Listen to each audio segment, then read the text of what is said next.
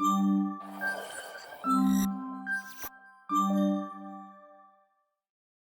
everyone. Welcome to Koopsis Tech Talks.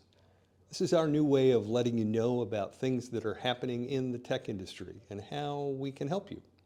Today, we're going to be talking about cloud disruption. And joining me will be Dan from our security team here at Koopsis. So let's get started. So Dan, thanks for joining us today. As I said, what we'd like to talk about is this notion of cloud computing and how that is impacting businesses. So what we're seeing is more and more organizations and businesses are relying on the cloud for their applications.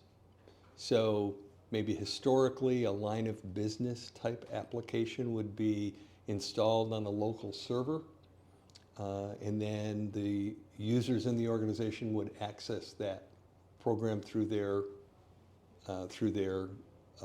internal network. What we're seeing now is organizations that application resides in the cloud, and the way people get to it is through an internet connection. So from a security point of view, in some senses, is it true that in some ways this cloud environment is more secure? Yeah, there's going to be a positive and a negative regardless which option you go for. When you're looking at a software as a service or some sort of hosted solution, it takes a lot of weight off of the business owner from having to host that server, host the application, manage all the updates, everything of that sort. That's handled on the back end by the vendor once it's hosted up in the cloud. You do also then have to understand that while you are responsible for the data within your application, the vendor is responsible for maintaining the infrastructure that you use to host that data.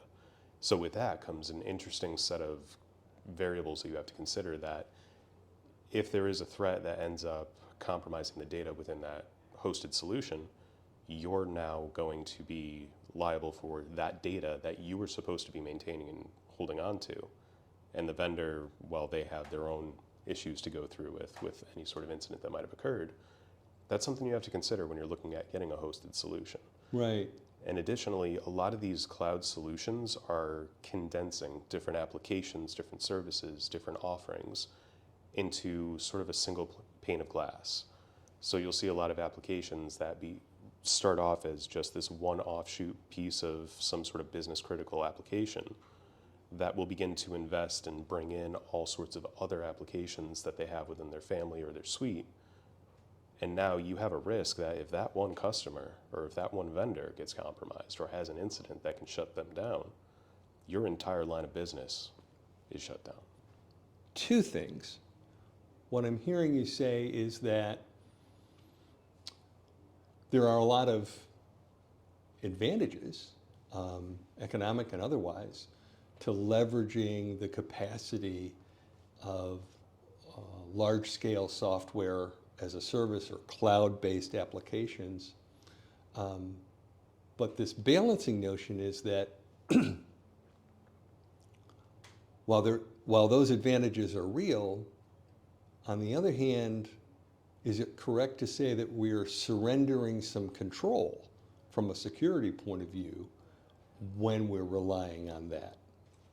Yes, so where normally you would have this autonomous control over your application server, I mean, just even looking at email over the past couple of years, you went from having an in-house Exchange server that you utilize, now it's all up in the cloud, 365 using Exchange through their offerings.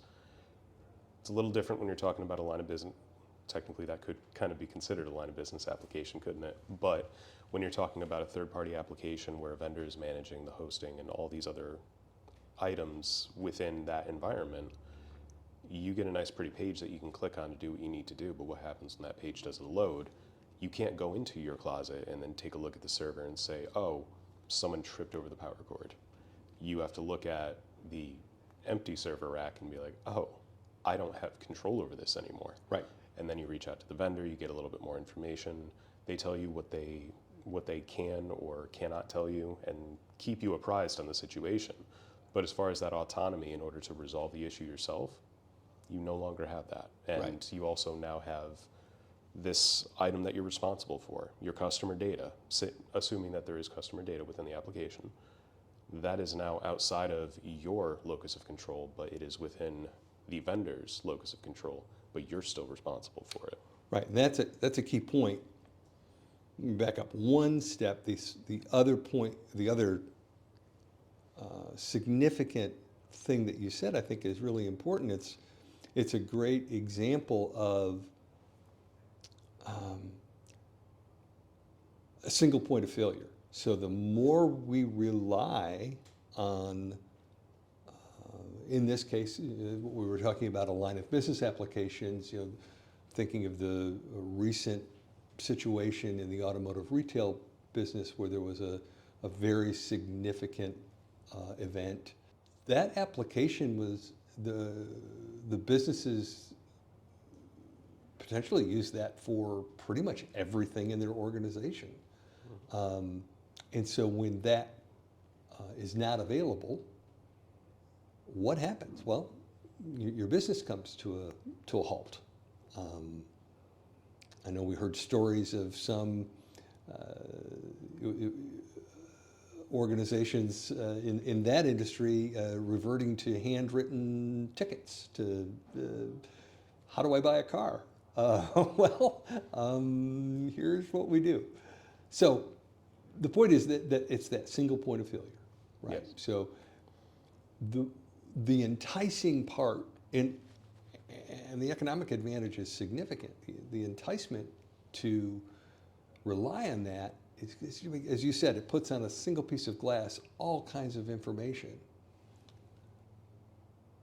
But the two things that I want to reinforce that what you said is, one, okay, well, that introduces risk, and especially risk in the context that we don't have control, because that application is not running on a network that we own or operate. And then second, that even though all of the responsibility for that security resides with the vendor, I'm still responsible for my customer data that lives there, even if I don't have any control over it. Is that accurate? Yes, and that's the importance of doing a third-party risk management, typically referred to as TPRM. So in doing that sort of review of the vendor, you would ask them certain questions, do a review based on what their risk score is, and then make an educated decision upon whether you want to go with this vendor, or if you want to host it yourself. Weighing those risks and considering that potential risk is imperative when you're looking at these different applications, especially in hosted environments, because where you don't have that control, you need to make the best decision for almost like a fiduciary responsibility for your customer data instead of finances. Mm-hmm. You need to make that decision in the best way for your customers, not just yourself. Right. So, right. It emphasizes that responsibility that I have as a business owner, not just for my own operation, but in today's world, I have to be zealous about protecting my customers' information. In healthcare, it's might be healthcare information, it might be personally all kinds of information, right? Yeah, so PHI, HIPAA compliance, making sure if you work with credit cards, PCI DSS compliance. Right. All these different standards at which you need to maintain that compliance in order to get the certificate of like, okay, you're secure, you've managed it. Right. And ironically, third-party risk management is a part of that process as well. Right. Good. So then thinking about that more from our point of view at Cooperative Systems and being a technology partner, our role is in part to enable our customers to take the steps to make those smart decisions, right? We don't make them for them. Of course, it's their business. It's their business and they're their customers, but our role as an advocate for security and as a security partner is to enable them to put in place the measures necessary to make informed decisions. Is that fair? Yes. So it's very important to consider all options, not necessarily all options, but all the options that are applicable to whatever it is that you're looking to implement. If you're looking to implement a new phone system, for example, we're going to sit there and look through, you make the recommendation, hey, we're looking to update our phone system. Do you think we should go with Teams? Do you think we should go with this other application? Do you think this third-party app works? Do you think we should see if SNET still exists? Whatever it is you decide that you want to do, you provide what it is that you're looking to do, and we can provide the options of sort of best case scenario recommendations for your environment, for what's going to work best for you. And that's taking all things into control, or all things into consideration, including the security of the application. Right. But it's also what's going to work best for you, like Right. what's going to work best for your environment. What tools do you have? What assets and items within your company do you have that are going to make this the best option for you? And so it's sort of like a holistic view of what it is that, like what that solution is going to be to fix whatever the issue is for you. So it's a great segue in framing of the next part that I want to talk about, is that from as a technology partner, in thinking specifically about security, there are really two dimensions to it. And you just covered one of them to what I was saying. A lot of what we do is it goes in on the front end, right? It's good planning, preventative, right? Think ahead. And that's all critically important. And I think you'd agree that the more we are able to do that, the better the outcomes are going to be, regardless of what happens. Yeah. The other thing that we do is what happens when bad things happen. Like what now? So what are some lessons that we have learned, accepting the premise that the more upfront planning we put in, the more we anticipate, the better it's going to be. But when bad things happen, we have an incident or a situation with a cloud-based application. What are some lessons that we've learned about what to do when that happens? So any sort of incident response is going to be a wonderful learning opportunity in the nicest way that I could say it. Obviously, you got to look for that silver lining. For a lot of the issues, for example, what you were mentioning about the automotive industry, one lesson that consistently we're learning is just the veracity of someone to do what needs to be done. So seeing the response, going back to the pen and paper, things of that sort that we were seeing in the industry, it's incredible. And so seeing that and understanding from that end, like, people will find a way. That actually pivoted perfectly into people will find a way. So one of the things that we saw is while that ingenuity is good when it's on the positive side and it's helping, there's also things where, for example, going into like FTC compliance and things of that sort, where there's limitations that need to be set, individuals will try to find a way around that because they just want to get their job done as quickly as possible. And we all understand, we can relate to that. You want to figure it out, get it done efficiently. But I think that was one like really big lesson that was learned recently, was just kind of looking at it from a 3,000-foot view and just seeing, oh, this is, you can't do that kind of thing. Additionally, the single point of failure that you had mentioned earlier, that was a considerable learning curve with that particular incident. Seeing that an entire industry could just crumble so quickly just because of one application that had an issue. It shows that dependency can be a major, major issue. And so that's why a lot of times you'll hear things like vendor diversity, making sure that you have multiple different vendors providing different solutions for you, so that if one goes down, you either have an alternative or you have some other service that you can use to try to bridge that gap while that service is being serviced. That being said, there's, again, a balance, because you don't want to have 15 different applications running on your PC to do the same thing.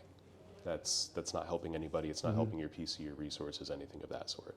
So at that point, you need to find that perfect balance where you have the applications that you need, but you also aren't dependent on one sole provider for everything. Right. And that's where that single pane of glass becomes such a huge issue.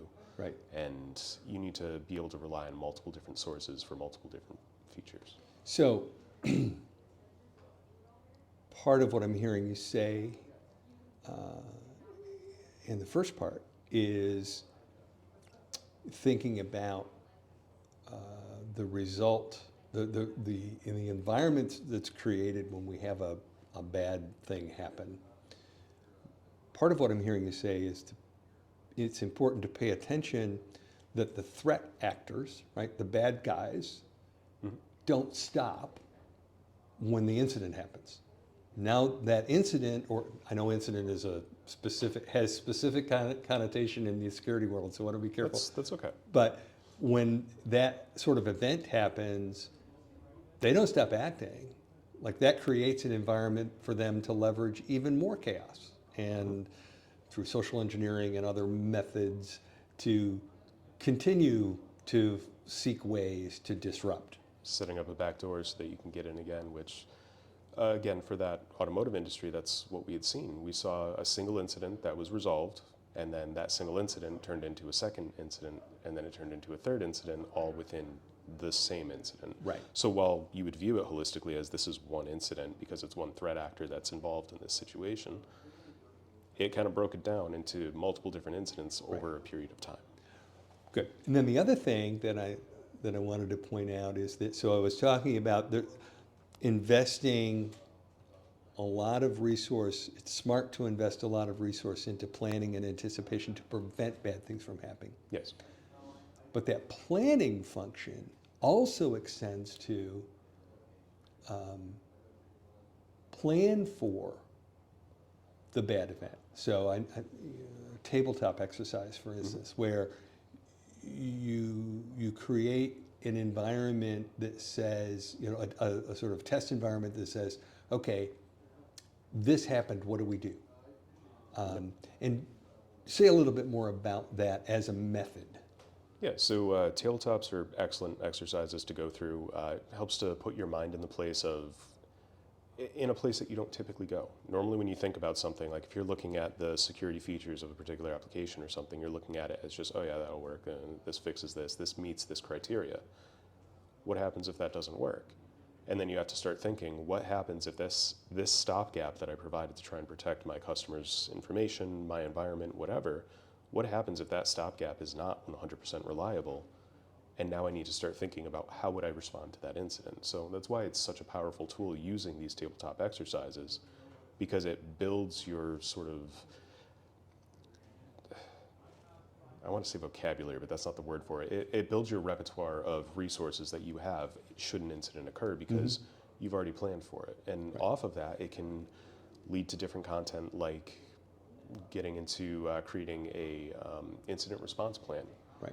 Building that up so that you have, okay, if there is an incident, these are the responsible parties for these particular tasks, and we have this built out so that everybody knows, all right, we have an incident that's a incident of a particular level, whether critical or non-critical or non-incident or whatever it is. You create effectively a playbook, but really just a full response. And then everybody knows their responsibilities. Instead of everybody running around, where can I help, where can I help? You know where you need to go, you know what you need to do, and then it helps the whole process be so much more efficient. Right. I'm reminded of many years ago, we had a house fire, middle of the night, and of course panicked, right? Everybody got out safely, and that was fine, but I'll never forget how incredibly impressed I was when the city fire department showed up, and there were probably 20 people, incredibly well trained, and it's just what you said, everybody knew exactly what to do. There was no drama, there was no panic. They just did their job incredibly well. They arrived within 3.5 minutes, and within 9 minutes the fire was out. And then it took 9 months before we were able to get back in the house. But it's a great example of that happened from training. Yes. Like that doesn't happen on its own. That's consistent training, and I think that's the other part of thinking about tabletop exercises and even even strategic thinking, it's not a one-time thing. It's not something you can check off the list and say, there, I've done that. Yes. Is it fair to say that it's important to build, that we would advocate with our technology clients as their partner, would advocate for creating a culture of thinking about security? Absolutely. And there's multiple different ways you can do it. The easiest way is just to go through your security awareness training. That's a very important part of it. It can seem tedious when you have to go through and you have to answer the same questions every year. It's like, okay, this is a phishing email. I understand that. And believe me, I do understand that. But it is important because it keeps it in your mind. And that's the problem with security, is security is a once a year check off the box and we're done. Now we're compliant with whatever standard we need to meet. We don't need to worry about that again. But you do, as a business owner and even as an employee, because one of the weakest points within a company, statistically speaking, as of the Verizon report that we had, that was released for 2024, it's people, it's end users, it's phishing, it's exploiting, it's social engineering, it's all these things that are factoring into people not taking security seriously. And so that's why it's incredibly important to have that security first mindset. Right. View things through the lens of, why am I doing this if this could potentially compromise something? What are the risks of this decision that I'm looking to make? Taking that kind of mindset, as difficult as it can be, can really open doors to detecting and responding before an incident even occurs, building that wall that you were talking about Right. before an incident occurs. Mm-hmm. And that's one of the strongest factors when it comes to defending your keep from potential invaders. You want to make sure that you have that wall built up, and that is all of the people that work for your company. Right. That security mindset. Yeah. You don't want to leave the palisade open and let people come in. You want to make sure that everybody is trained, everybody knows what's going on, and everybody is aware of what a phishing email is, what threats are out there in the world. So I think the key there, and this is a great way to sort of wrap this up, the word that I heard was awareness. So a lot of what we do at Cooperative Systems is, I guess for lack of a better term, tactical. Like we take actions, we do things, we fix things. But the greatest value in what we do is understanding the technology environment for our clients and creating awareness around that, specifically with respect to security. Is that fair? yeah, yes, absolutely. Is there anything else you think we should cover? Thinking about cloud computing, software as a service, or any other takeaways? I'd say the primary point is, as I mentioned, it's a balancing act. You need to make sure that you're considering all other variables that you have, all the things that could impact that application. And one of the best ways is going to be to, like you had mentioned, do a tabletop exercise. Prepare yourself for what happens if this one line of business application goes down. Do we have a fail-safe? Taking all these steps and then also building up your own security awareness training, doing all of the things that are required for your security first mindset is going to be one of the most powerful tools that any company could have, starting now 2024, going all the way back, going all the way forward. Yeah. Your most powerful tool is going to be the security awareness of your employees, and then the security awareness of yourself in taking that security seriously. Right. We don't live in the same age that we used to, where you could have a completely unencrypted message in plain text with somebody and nobody would even know. Right. There's probably someone watching that's going to try and pick up all the stuff, and even when you send an encrypted message, there's a chance that someone can somehow break the encryption. It's not the same environment. And so taking security first, taking security to be a high priority within your business is one of the most important things any company could do to protect themselves. Right. Great. Well, thank you very much, Dan. Appreciate that. Thank you for having me. And that will conclude our discussion for today.